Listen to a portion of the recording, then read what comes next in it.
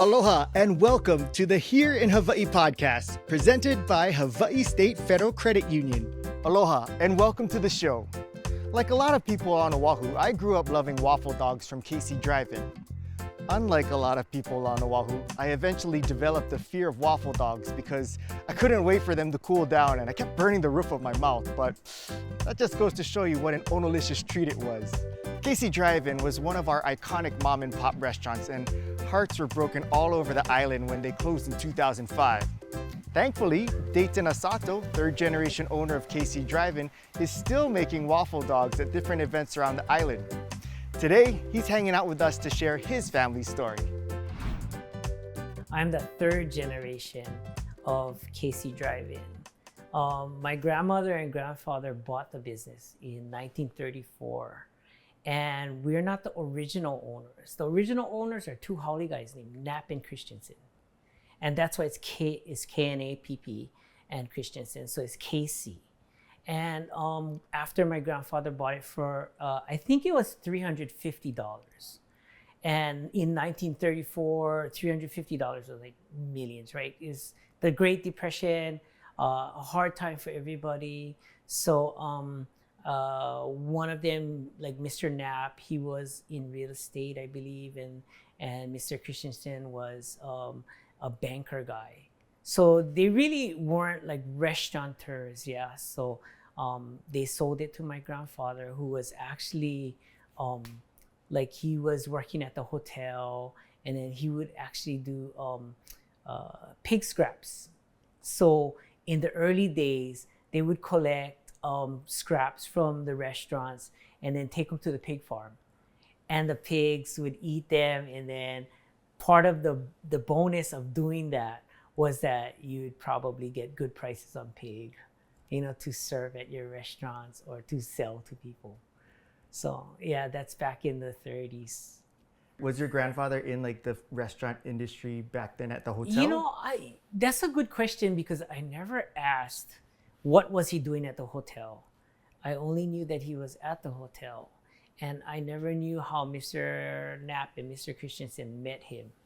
They just, the story just goes that they, I guess, were having a difficult time doing the restaurant in a bad economic time, so they sold it to my grandfather.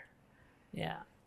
And did you ever talk to your grandfather about his experiences there and starting it up and why he wanted to take over? Unfortunately, my grandfather passed away before I was born.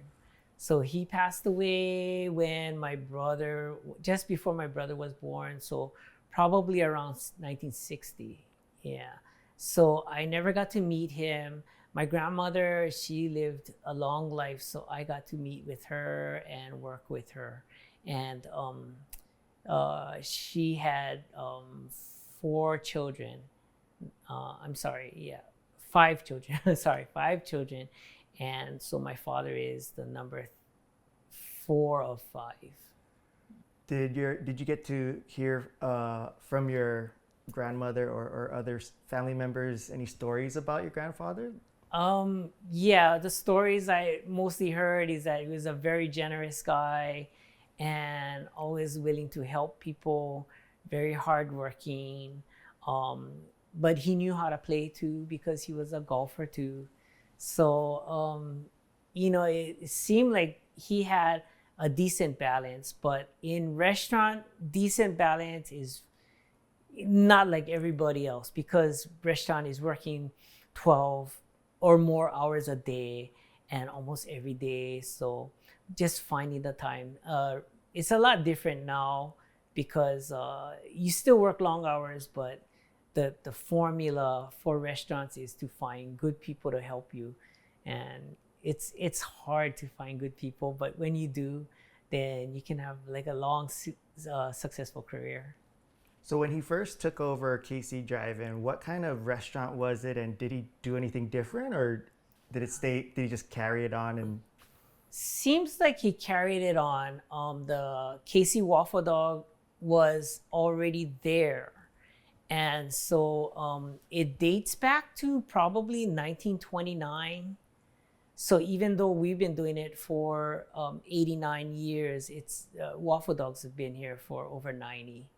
But it's the early menus that I've seen is pretty similar to what we had when I came in and when we finished the restaurant in 2005.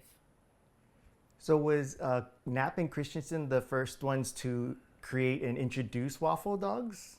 That's what it seems like. I never saw anybody who had historically recorded where Waffle Dogs came from or what was the relationship to Waffle Dogs and Mr. Knapp and Mr. Christensen.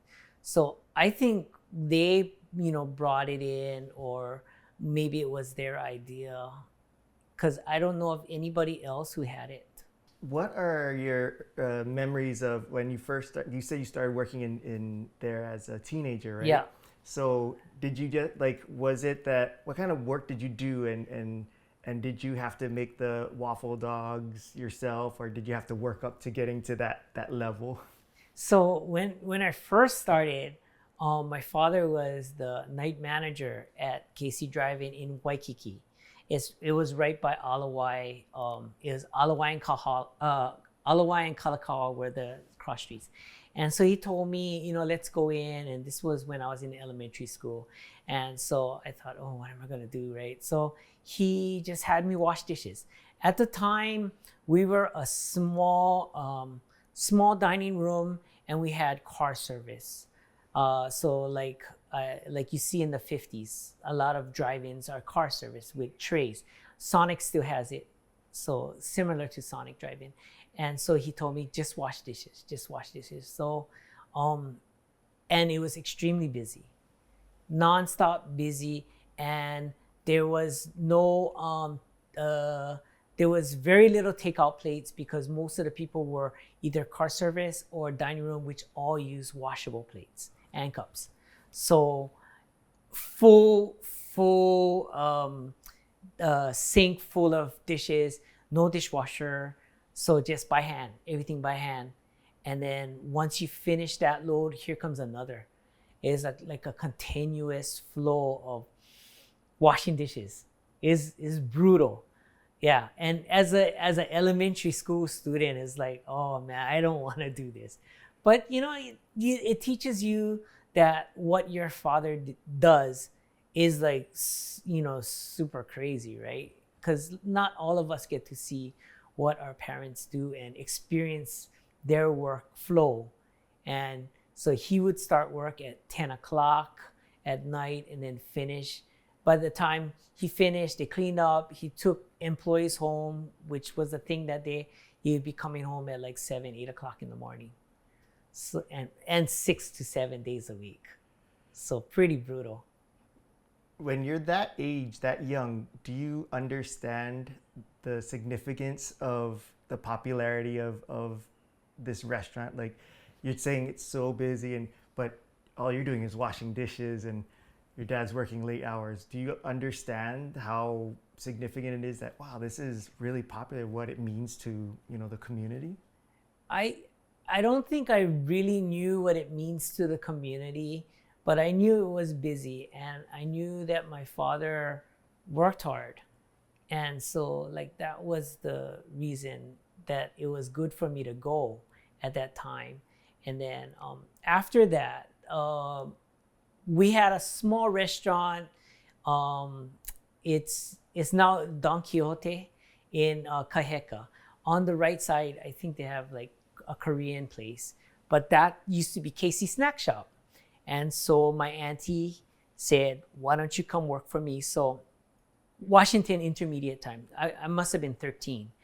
I went over there to work as a janitor.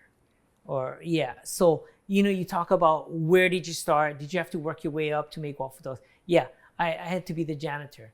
And most people don't know, what happens in a restaurant, but there's this thing called the grease trap. And the grease trap is, like a filtration system for the water that goes through. All the junk collects, and then after a few weeks, you call in a company that sucks all that stuff out. So my beginnings of working at KC Drive-In was to scoop all of that stuff out by hand and dispose of it. And so I challenge any of my relatives to say that they had to do anything worse than that. I mean, that's like really starting from the bottom. And, you know, to the point where I remember I was going to go and work at our other restaurant. So I had to train somebody. And so this, you know, Filipino guy came in and I had to train him how to scoop the slop out of the grease trap and all of that. And then, I don't know, he disappeared. I'm like, what happened to that guy that I was training? And he was gone. You know, it is really, yeah. So no lower job. I think no lower job. I wanted to go back real quick to when you talked about you guys did car service at the Waikiki spot. I think there's probably a generation that has, you know, especially here in Hawaii, because we don't have Sonic. Right. Have no idea what car service is. When you guys were doing it, can you describe like what that was like? Like, were people just like sitting in their carts eating, or is it just like a drive-through window, but they just deliver to you and they drive home with the food? No, so car service was like a restaurant or a dining room in your car. So you would eat there. The original, like I have never seen pictures of the original car service, but our longtime waitress told me. She worked for us for 7 years, and she told me when she first started, car service was a long plywood board. And so they would have the plywood board by the receiving window, and then they would put the food on the plywood board, and then the waitress would carry that plywood board, stick it in through one side of the window and out the other side, and that would be like a table of your food. It's crazy. I wish that we had pictures of it, but I've never seen pictures of it, and everybody vouches for it. Yes, that's the way it used to be. They used to carry it, the long boards out, and stick it through your car, and that's where you used to grab your food. Later in the years, I guess probably in the 40s or 50s, they invented the car tray tables, which you would have to roll up your window a little bit. It would latch onto your window and onto the side of your car, like in a stand. And I'll show you one of those later on. Yeah, but that's how it used to be, and it was great. There was a system, so the cars would pull up, and then when they were ready to order or when they came in, they would turn on their parking lights, and that would be the signal for new customer. So the waitresses would go out with the menu and then get the order, and then they would have to remember which car is what order. I mean, similar to the tables in a restaurant, and then get everything and then take it to the cars. But and it was a fun time. But you know, you're gonna spend $40,000 or $50,000 for your car. I don't think you're gonna eat in it as much as, you know, we did in the past, right? So. The image I had in my head when you're describing that is like at the end of the Flintstones, when he makes the car tip over. That's what I thought. The Brontosaurus, yeah.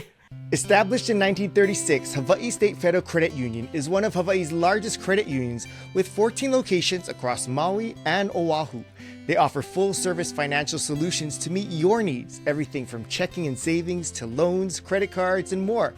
And as a not-for-profit, Hawaii State Federal Credit Union is able to give back to their members in the form of better rates, lower fees, and innovative services. In fact, last year, they gave back nearly $19 million in share dividends to their members. And they also are strong believers in the power of building relationships and enriching lives, especially by giving back to the community.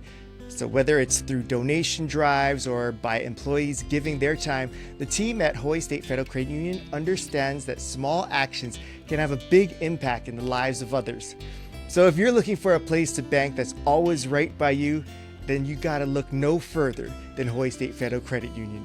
You can visit www.hawaiistatefcu.com or stop by any branch to join the HSFCU family today. Federally insured by NCUA. Hey, if you guys are looking to refresh your place up, maybe a new coat of paint would do the job. Well, if that's the case, go see my friends over at City Mill. They got this great deal going on. It's from September 8th through the 21st. They're going to give you $10 off all Benjamin Moore interior and exterior gallon paint. And they've got hundreds of colors to choose from. And if you're looking for a specific color, don't worry, they got free computerized paint matching so you can find the exact Benjamin Moore color that you're looking for. So head on down to City Mill. You can get $10 off of Benjamin Moore interior or exterior gallon paint from September 8th through the 21st. You go down to City Mill, or you can go online at citymill.com. What kind of food other than the waffle dog did you guys serve at the restaurant? So we were like one of the original local food places, similar to like what L&L and Zippy's do. We had plate lunches. The one of the favorites that people always come to me and tell me that they miss is this thing called barbecue pork sandwich. And barbecue pork sandwich was our style of roast pork sandwich. And barbecue pork just meant that you'd have it with gravy. So it'd be like a roast pork sandwich with gravy, lettuce, tomato, mayo, and that was like a huge favorite. And then we also served Ono Ono shakes, which was one of our big ones, which is shakes made with peanut butter. And we do like combinations galore. So like the probably the favorite is chocolate. So chocolate Ono, which is similar to Reese's peanut butter cup. But it was amazing because like I think a few years ago, and people always come up to me and say, oh, my wife was pregnant, so she had the craving, and we used to come to the restaurant, or my wife used to make me drive from Pearl City or Waipahu to come to your restaurant because she had the craving. So I hear all of these things, and Waffle Dogs was part of us, so there was but my favorite is this woman that says, yeah, talking to her husband, yeah, Dad, remember, you used to have to take me, and it was maybe like almost midnight because we were open late, and buy a waffle dog and a pineapple Ono Ono shake, which is like pineapple and peanut butter, and we served that. Like people liked it, so we served it, but that was her craving. So, you find out more about people's cravings, yeah. I've never imagined pineapple and peanut butter. Yeah, we're gonna have to get together and make that and then have you taste it. Did you get to experiment and make different flavors, or you guys just stuck to the core flavors of the shake? After hours, we would experiment with different flavors and making different kinds of waffle dogs, and so we've done like all kinds of stuff, and some good and some like just terrible. But the shakes, as long as it's not, I don't know, something weird like meat and peanut butter or whatever, it actually goes well, and that's why the candy industry is so great, right? They can do all kinds of things, and like now all the Japan Kit Kats, right? They do all kinds of stuff, and they're popular, right? So we can do the same thing with shakes, but it's you kind of try to limit it because people are gonna just want to have all kinds of wild things, and then you're gonna end up buying these things, and then like 3 people are gonna have it, right? You got to go for the masses. What are some of the more memorable creations that you guys made in the after hours, whether it's the waffle dog variation or the shake variations?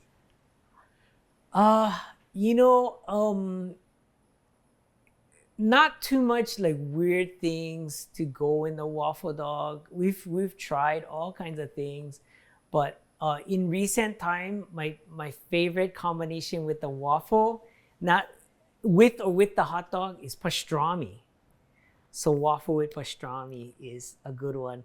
We'll cook the waffle without the hot dog, and then we'll stuff it with banana and make a sundae out of it with ice cream, vanilla ice cream and chocolate syrup and whipped cream. So, that sort of thing.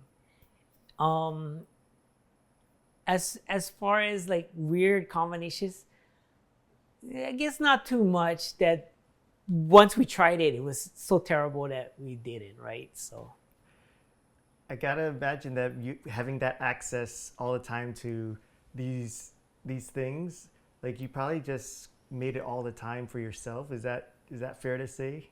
Like, did you always make yourself shake like whenever, like, I'm gonna go ahead and make a shake for myself? Um, After doing it for 8 hours, you just want to get out of there, or there's not too much like, oh, I'm gonna stay late and do this. Uh, Upon request, maybe. So if a bunch of my friends are coming over and they want to try, then we would do that. So I remember a few years back, there was a bunch of social media people, and we said, let's make a waffle dog experiment night. And so they brought, candy and things like that. And we did all kinds of experiments. It was good fun. I mean, but, not real wild. So they would bring like Portuguese sausage, which we sometimes do at outside events. And then they bring veggie dogs. And it's funny because veggie dogs, you think, I don't know. I mean, of course it tastes better because they make it taste better with like more salt or whatever. But I remember the first time I did a veggie dog and it blew up. It was crazy because the waffle dog heats it and it compresses. And then when you release the compress, it would just splatter. And I remember somebody like getting like little burn, not like major burn, but so now every time somebody wants a veggie dog, I say, you know what, I can do it, but it might blow up in the end. And my wife laughs because she knows I'm not a big fan of vegetable. And so she says, you're just saying that, but she saw it explode. It's just like so much water content in the veggie dogs. It's pretty funny. As you grew older, what kind of changes did you go through as far as like what kind of responsibilities that you had at the store? Because we left off where you were janitor at KC Snacks. So what was the next thing that you moved on to? So just a regular progression, going in the kitchen and learning how to cook, and then doing the counter, customer service. I'm pretty sure I did every job, because there was even a time when the chef was on medical leave that I was doing the sauces and the prep work. So I'm pretty sure it was like all around. And then in the end, when we closed in 2005, I was the manager of the Kapahulu location. So, what was the job that you enjoyed the most? Was it the customer service or the cooking or? Yeah, the customer service was the best job that I had because I just love talking to people. And I was real lucky because my family had made relationships that were so like unbelievable. It's like you never think that you would realize how much your family meant to others. But that was my opportunity. So I would go, and then I mean, it was where I had to do everything still, jump in the kitchen, wash dishes or whatever. But when we were correctly staffed and not real busy, it gave me the opportunity to go table to table and talk to people. And I mean, you don't see that too much anymore, but it's because everything is so busy. The manager can't sit at a table for 10 minutes, But I was lucky, at that time, business was well, and I had a good staff, so I could go table to table. So I still get people coming, oh, remember we used to talk story? Yeah, so that was one of the best jobs, yeah.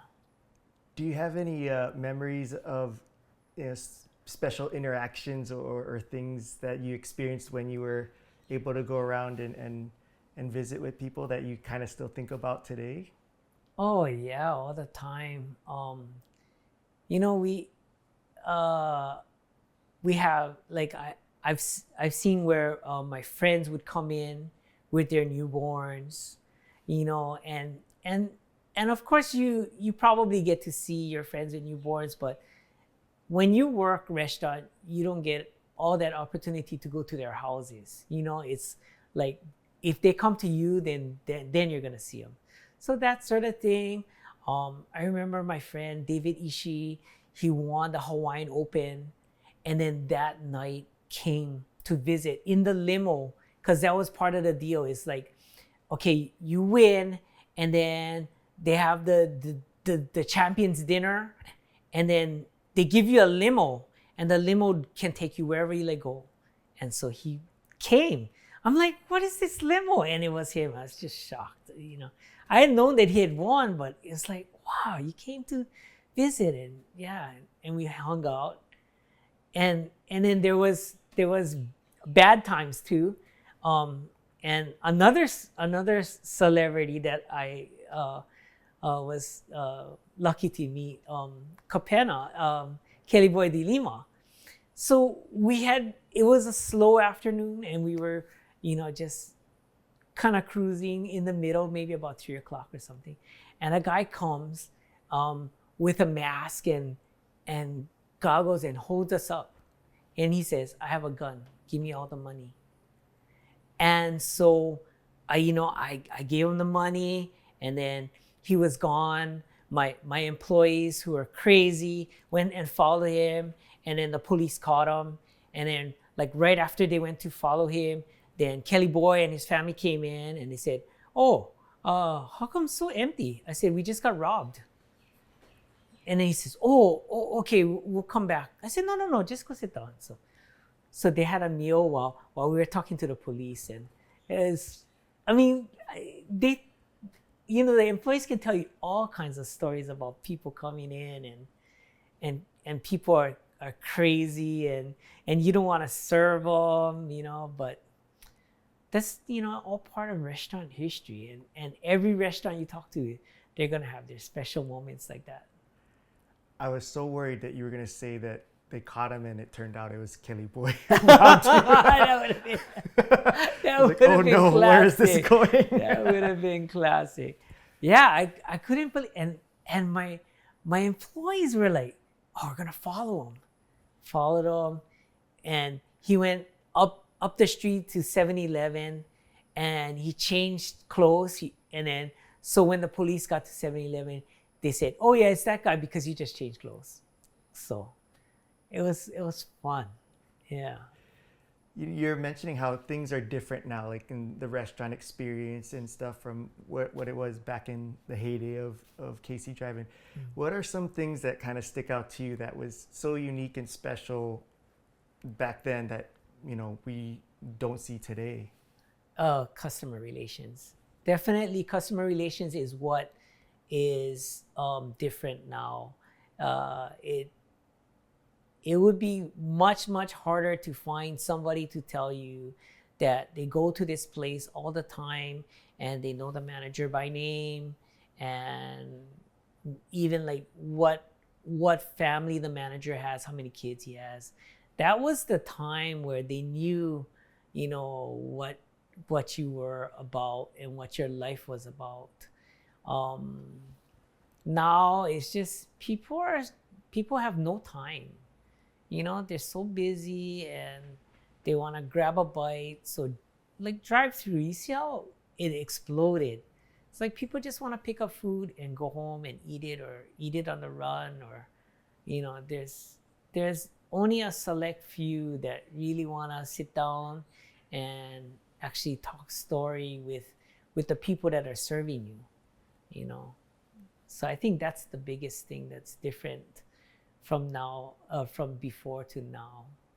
Hey, I want to tell you guys about one of the best companies to work for here in Hawaii. And I'm not just saying that. I literally had one of my good friends go down there and apply for a job. She got hired and she is just loving it over there. I'm talking about Elite Parking. I've gotten to know the owners and the management team, and they have one of the best work environments I've ever seen because they're good people down there. And they follow this philosophy of one team making a difference. And so they really take care of each other because they understand the value of everybody working together and being happy I mean, it's the hospitality industry that they're in, and of course, they want to make sure that first and last impressions are always great. And so they really want to take care of their employees so that the employees can take care of their customers. So they do all kinds of things as it pertains to parking, like valet parking, private events, hospitals. They run the parking for commercial properties and hotels. So lots of opportunities, and they have other positions within the company as well. And so if you're looking for a place to check out for work, they're always looking for really good candidates. So I suggest that you go and check them out. Go to eliteparking.net/careers and see what they got. Maybe it might be a good fit. Here in Hawaii is grateful to be sponsored by UHA Health Insurance. For over 27 years, they've been committed to personalized service, working to provide Hawaii businesses with health plans that help support their employees' health and well-being while building connections through a caring heart. Now, they aren't the biggest health insurer or the oldest, but they're homegrown, they're founded by physicians, and driven by a profound kuleana and privileged duty to care for Hawaii's people. We hope that you enjoy connecting the dots to your why, featuring leaders inspired to malama or care deeply for our community while fulfilling their calling.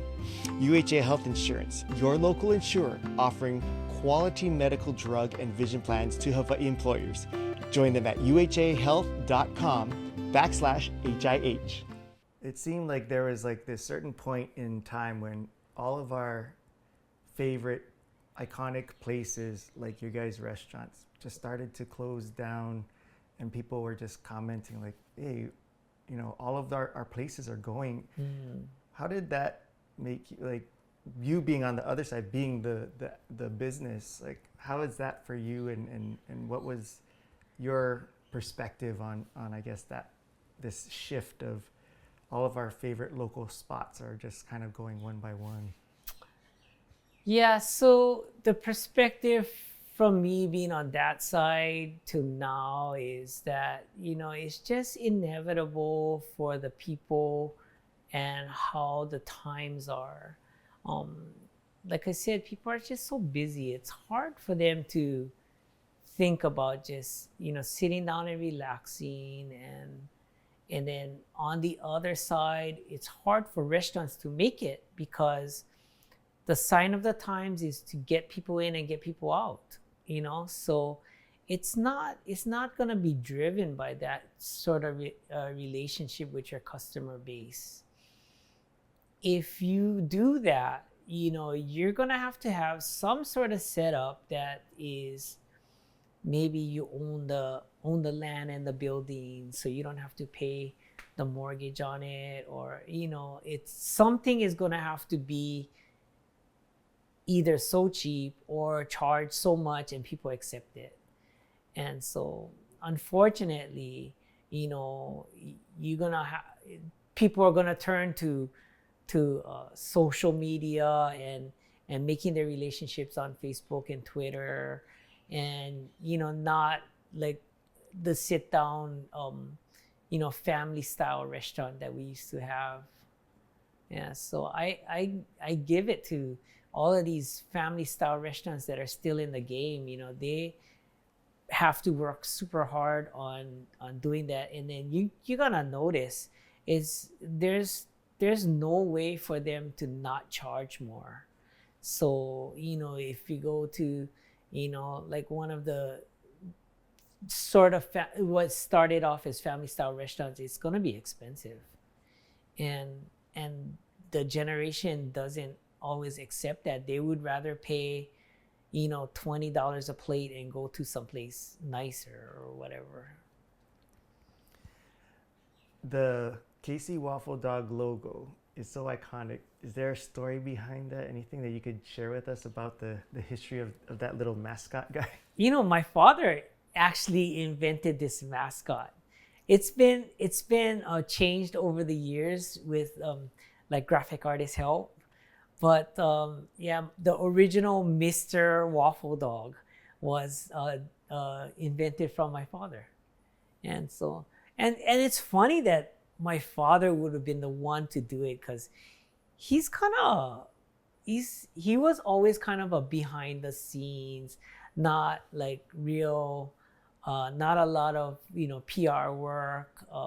Definitely friendly with everybody, but more in-house than anything. Not like go out in the public. My uncle was a go out in the public kind of guy.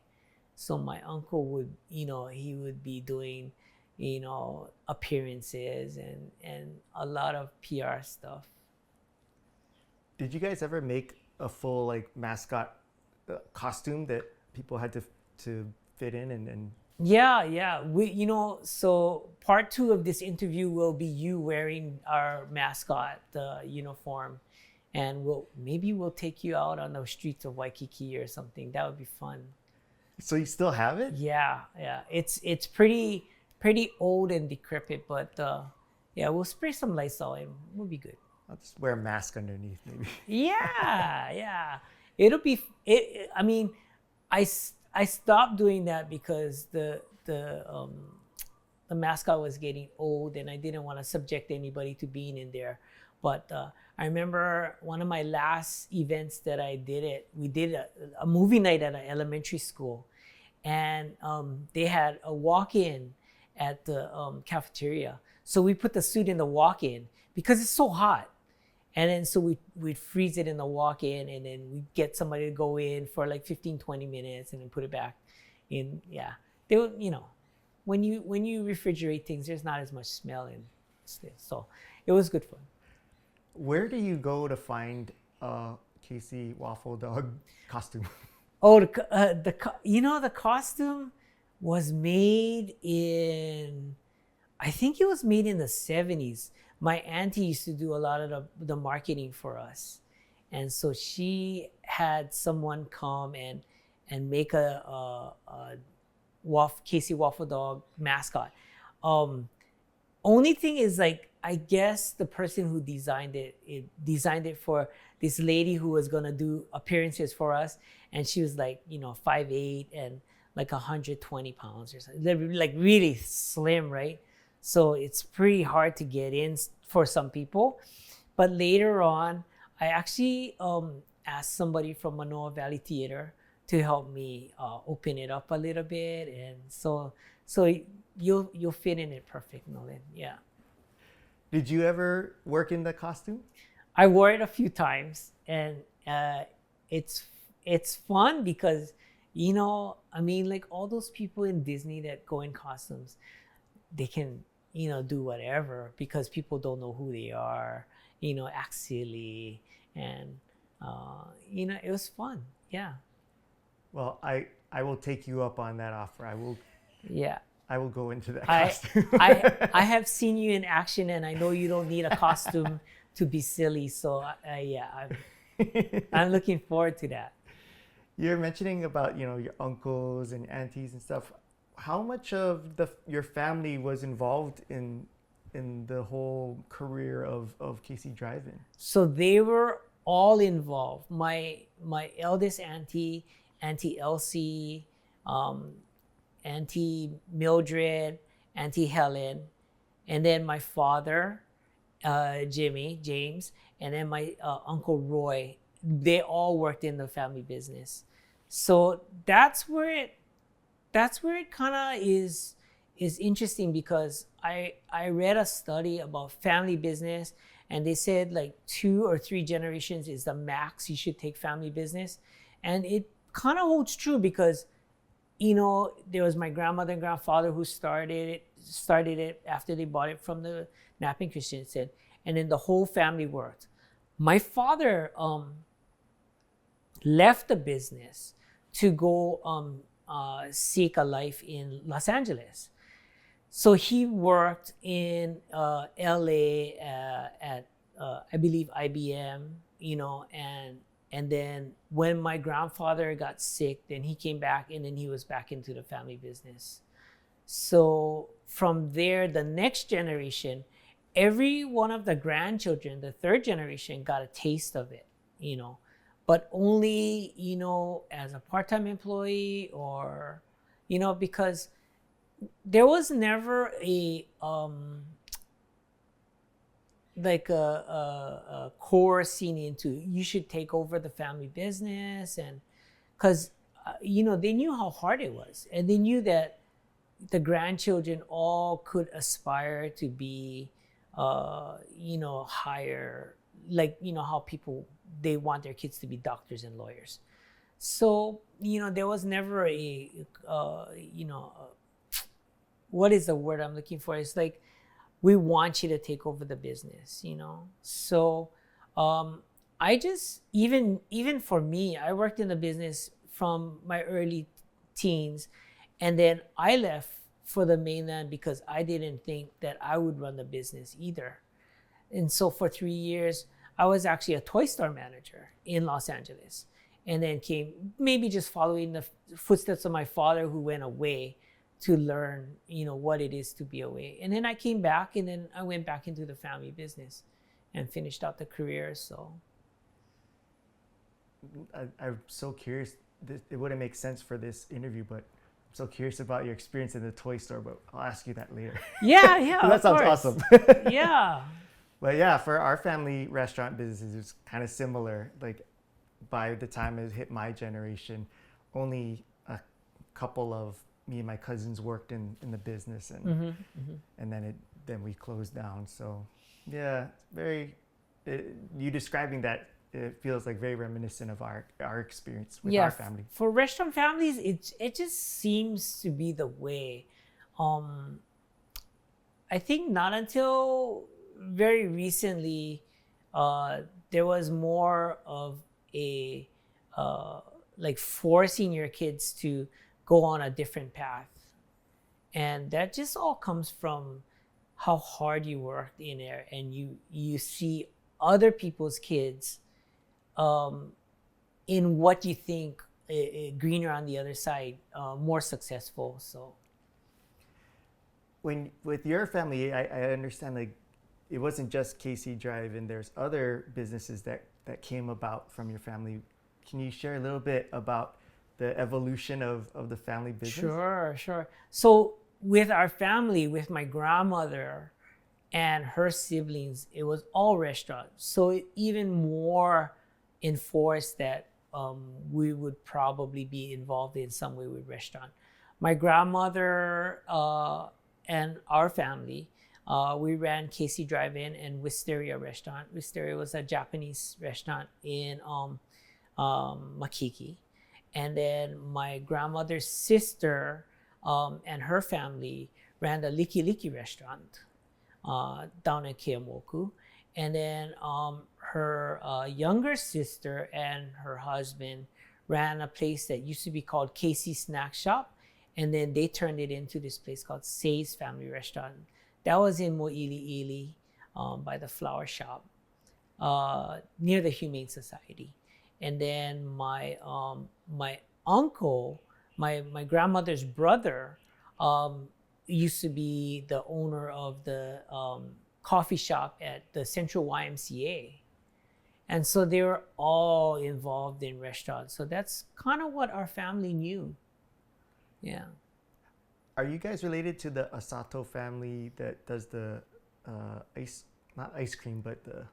No, we're not. But Neil Asato, I want to be adopted. I'm just kidding.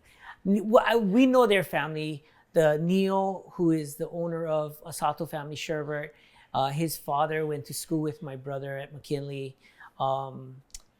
They're fantastic, and I get that asked all the time. And so I told him, I said, "Oh, everybody asks if we're, related or whatever." And I always, try to lie and say, yeah, I'm them too. He goes, "Oh, we do the same thing." Can you take us through the evolution of going from the restaurant, the physical restaurant, to where you're at now with the business? Okay. So the physical restaurant, it was the family doing a regular business. When we closed in 2005, and I was going to be unemployed, I was looking for something to do. And so I thought, what better way to continue and actually work by doing fundraisers. so that the community that helped us sustain for the last 80 years or 70 something years we could give back, and we could fulfill the wish of so many people that said, don't you dare stop making waffle dogs. So that's I formulated the business plan to do fundraisers as a business. And then, I knew I would work other jobs. So for a little while, I did just the KC Waffle Dogs as fundraiser. And the big thing that happened for us was soon after we closed, the Japanese Culture Center asked us to do the New Year's Ohana Festival. And that was like just this huge thing. And so I had to figure out how I would do that. And so I think that first year we did maybe like 1,000 or 1,500 waffle dogs in one day. And it was just this crazy thing because people knew we had just closed. And so they wanted to get their waffle dogs, right? They don't know if that was going to be their last time. And so that just kicked it off. And then because of that success, then we just continued going on. Hey, if you want to freshen up things at the house, maybe the bathroom or the kitchen, I suggest you head on over to City Mill right now because they got some really great deals going on. In fact, you can get 15% off all bathroom accessories by Moen, and they've got collections in all kinds of different colors and finishes, so it can match whatever decor you got going on inside.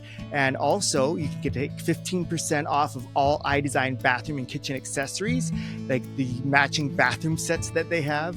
And you can brighten up your kitchens with the under cabinet lighting sets, which are also 15% off.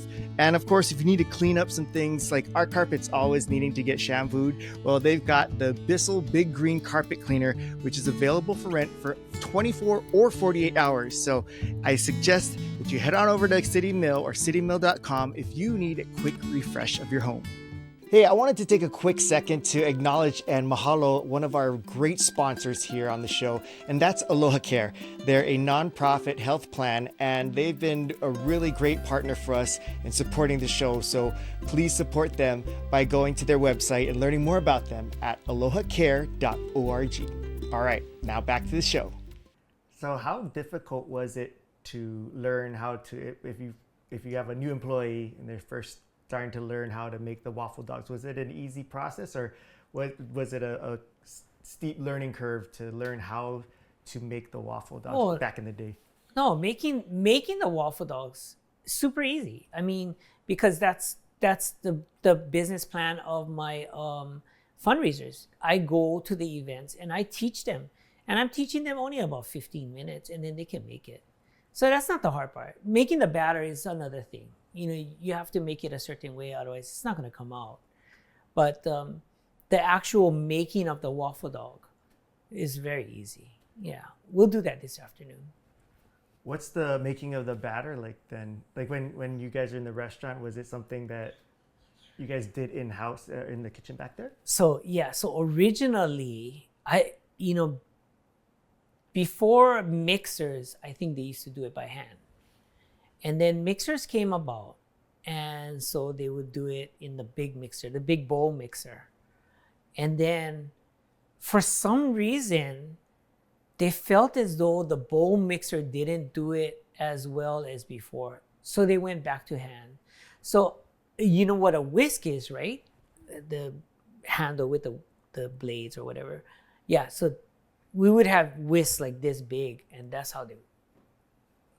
But now I do it differently, and I cannot really tell you how, but they have these things called the magic wands, and they're like cooking mixers that are in a stick, and that's how they use. I do it a different way because that mixes it too much. So I want to learn more about the old way of doing it. So take me through how the process of mixing it by hand.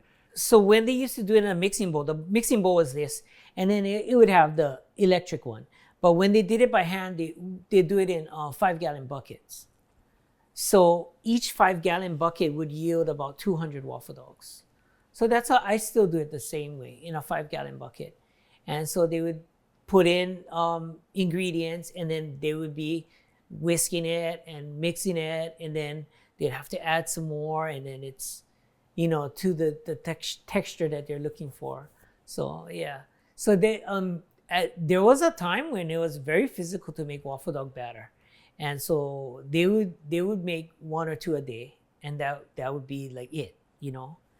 But on a smaller scale, I have to salute the former employees that worked in the kitchen, because we used to have this shake called Extra Thick, and I'm sure you're familiar with those. Is it Cold Stone Creamery? And they make and so that's how we used to make shakes. So we used to put the scoops of hard ice cream in the canister, and they would get the wooden spoon and they would mix shakes that way. I think it was maybe a 6-scoop ice cream, and they would mix it. And so you couldn't drink it through a straw. You'd have to spoon it. And so even back in the 80s, I think, our Extra Thick was $5 or $6. If you can imagine a shake for that much back then. Now, Frappuccino, $8 or whatever. So, but back then it was hand mixed. And so every time I talk to former employees or friends who were former employees, I always go, Extra Thick, yeah, Extra Thick, yeah. And yeah, it was a total workout because the ice cream was super hard. Yeah. They probably have the same reaction that you did when you think about scooping out the grease trap. When you say Extra Thick, they're no. They think Extra Thick was the worst job, right? Yeah. But yeah, that was the most physical part of working in the kitchen at KC Drive, is making the waffle dog batter by hand or the Extra Thick shakes by hand. Looking back now at your family's legacy, your experience and all that, how do you feel looking back at just what KC Drive-In meant to the state of Hawaii, to the families that came through, to the mom that came when she was pregnant and getting the peanut butter shakes? What is your reflection on that whole journey? I know you're still doing it now, but as far as the restaurant part of it, I always get people coming to me and saying how much we meant to the community and the state, and it just helps me to stay in the game, because of course you see others making more money doing other things, and so this has to be a labor of love, and that's part of the payment I get is people coming to me. Oh, I remember your restaurant is the best, and oh, we miss it, and when are you gonna do another restaurant? So that is the reflection that helps me keep going, because without that, just think if you're doing something and you're not getting a lot of money for it or something, and then nobody tells you that they miss it, right? How do you feel? You don't want to keep going. Why should I do this? It's not so the worthiness of how people say they miss your restaurant and the people and the employees, and so that really helps, and I'm sure you get the same thing. People reflect on your folks' family restaurant, and that helps to keep a good memory of it and keep things going. And you just want to keep people being able to reflect back and be happy about it. Yeah. Yeah, it's pretty cool to know that you had a hand in someone's fond memories. Oh, yeah. That is very rewarding. What are your hopes and plans for the future as you continue to carry on this business? And I gotta imagine you don't have to do this anymore, but you're still doing it. So what do you want to see moving forward? So a short-term goal, like I was telling Kyle, is maybe to reach 100 years. So we're at 89. So 11 years would be pretty cool, if I could make it 11 years. Of course, the machines, like they're from the 70s, so they're going downhill. I have to find somebody to continue to maintain and fix them. But I have no plans to turn it over to my kids and have them continue. I welcome them to, if they want to, they can absolutely take the machines and do whatever they want with it. But that's pretty much the plans. There was a time when I wanted to take it to another level, but it's just for someone with a family, more for me, it's just a risk, because I would have to make new machines. And I remember talking to somebody and they said, oh, we can make your prototype for like $40,000. And so I'm like, $40,000? And he says, the duplication would be cheap, it would be less than $1,000 per machine or whatever. But I'm thinking, $40,000 plus duplication of the machine. How many KC Waffle Dogs am I going to have to sell to make that back? I just about broke even now with 89 years. So, I don't know if I can legacy out 89 more years to my kids. So that's kind of going to be the ending of it. And then if my kids don't want to take over and somebody just feels as though it has worth or want to continue, then, I might consider it. But, I feel comfortable with my family's history. I could go out, now, and it'll be okay.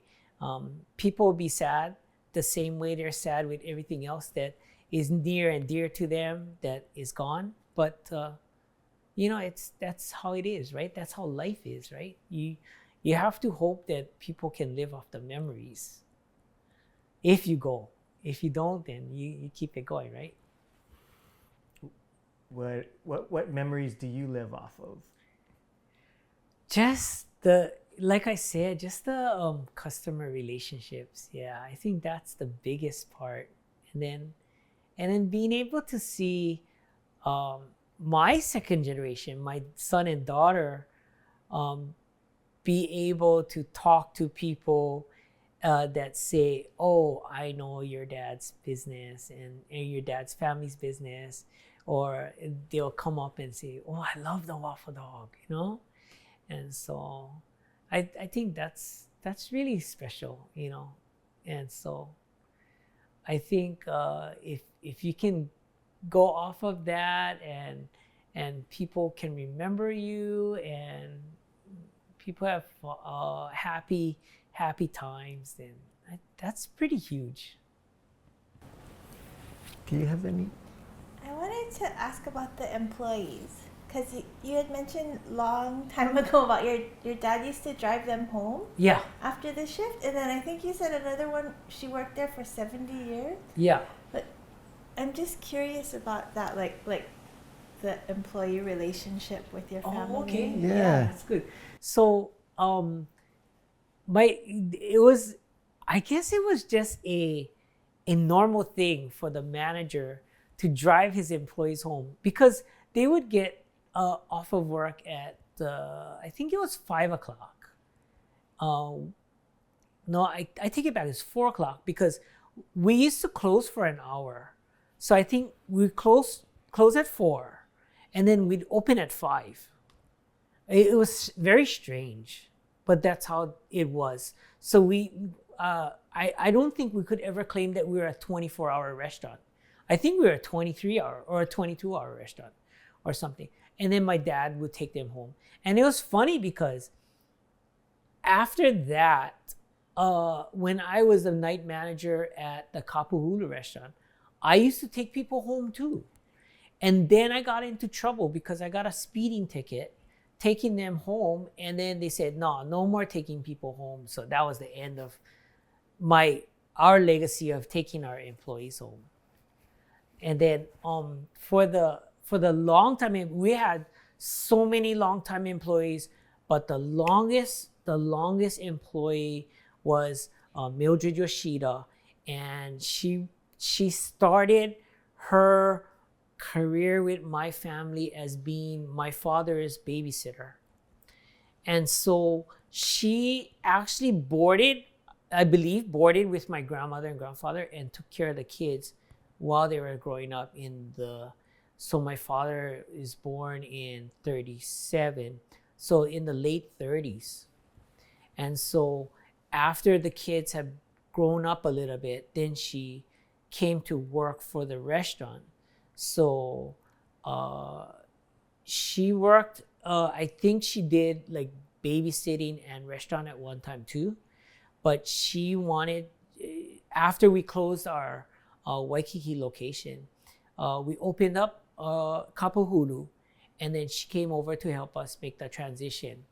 And then she wanted to retire, but they wanted her to continue to work.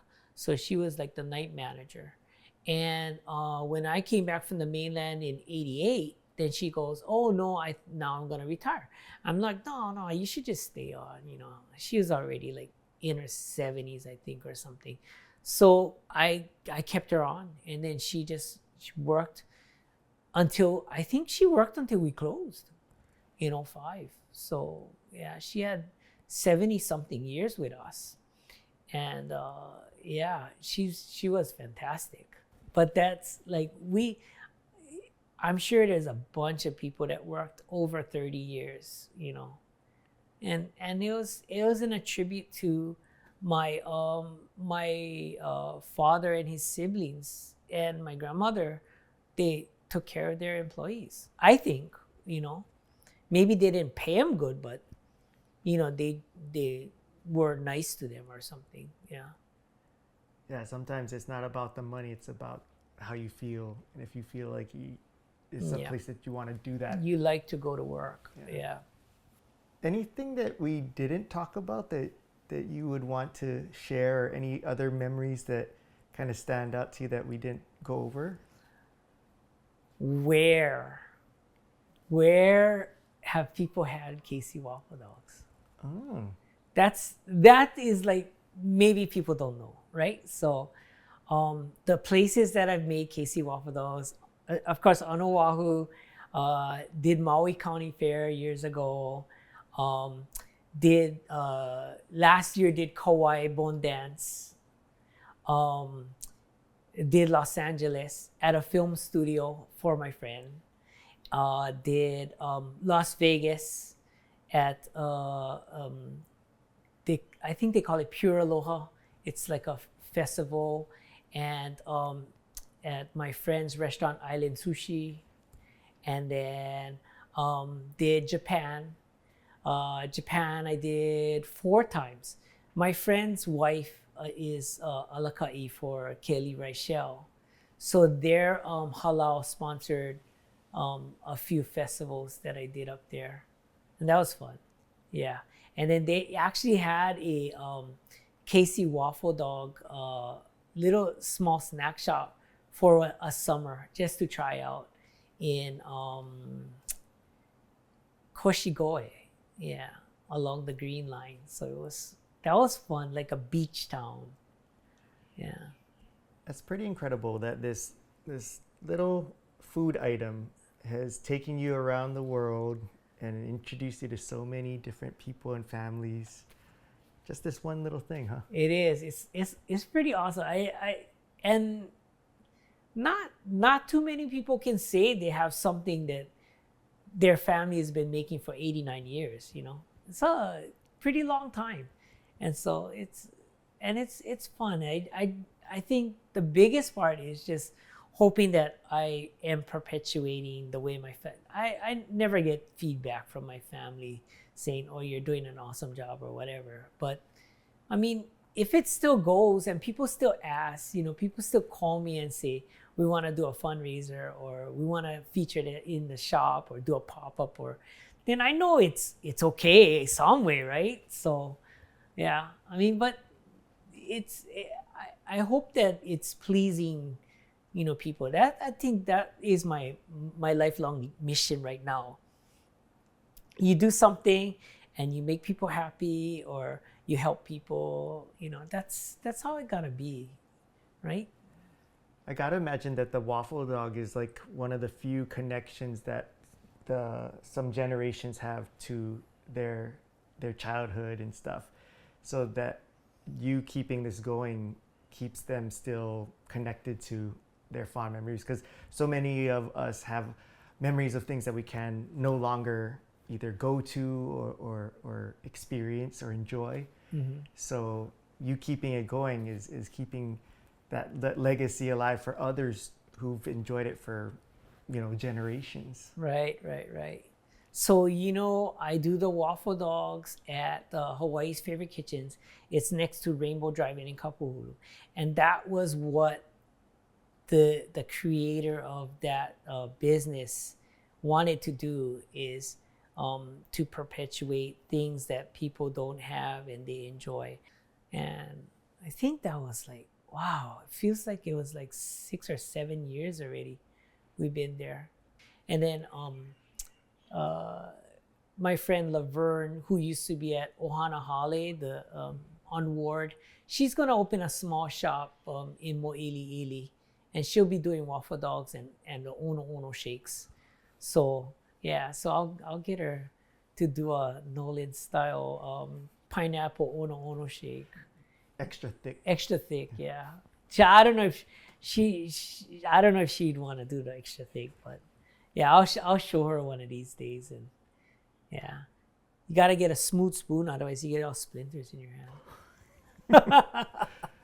A little extra roughage in the in the shakeout. That was awesome. Thank you so much. Oh, yeah. Let's go make some waffle dogs. Yes.